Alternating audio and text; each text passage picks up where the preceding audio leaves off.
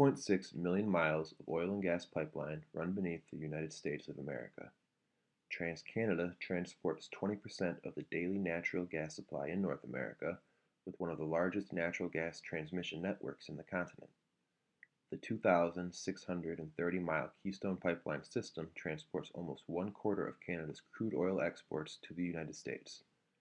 It has delivered more than 550 million barrels of Canadian crude oil to markets in the U.S. since it began operation in July of 2010. Alberta, Canada has the third largest oil reserves in the world, and Keystone XL would be the cheapest way to connect them to oil refineries in the United States Gulf Coast. The Keystone XL pipeline refers to the 1,200-mile segment yet to be built of the 1,983-mile pipeline that would stretch from Hardisty, Alberta to Nederland, Texas. Oil already flows through the completed sections that run from Nebraska to Texas. Because Keystone XL crosses the U.S. border with Canada, its construction requires a presidential permit from the U.S. Department of State. However, federal leadership has delayed such action. In 2011, the United States Congress tried to force President Barack Obama to make a decision by issuing a 60-day deadline. However, President Obama rejected the permit application, citing environmental concerns. Indeed, the production of crude from oil sands emits 17% more greenhouse gases than traditional oil drilling because it requires heat to separate the crude from the sand. However, the State Department concluded the Keystone XL pipeline would not have a significant effect on greenhouse gas emission because the oil will ultimately be produced whether the pipeline is completed or not. In the same report, they determined the pipeline would, through direct and indirect means, create 42,000 jobs and pump $20 billion into the U.S. economy during its 2-year construction period. After its completion, it would create just 50 permanent jobs while pumping 830,000 barrels of crude per day. The pipeline would have little impact on the price consumers pay for gasoline. However, if it is not completed and if oil prices continue to drop, tar sand developers would face declining revenues coupled with relatively rising costs.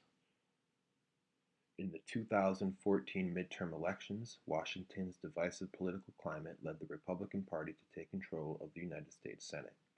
In the Gulf Coast state of Louisiana, Democratic Senator Mary Landrieu received 43% of her re-election vote to Republican Representative Bill Cassidy's 42.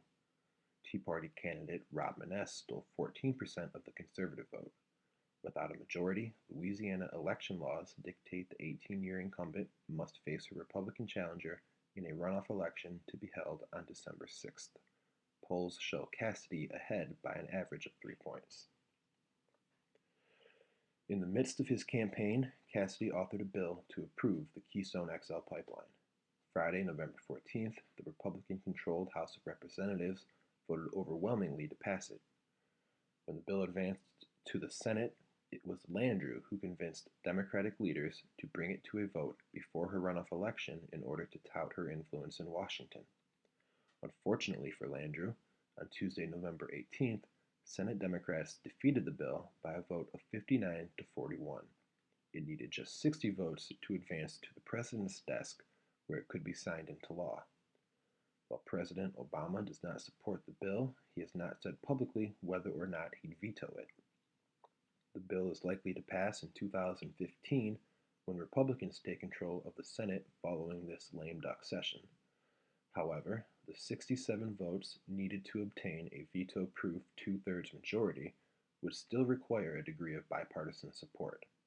Thus, Tuesday's vote won Democrats little more than leverage when the bill is inevitably brought back to the floor sometime next year.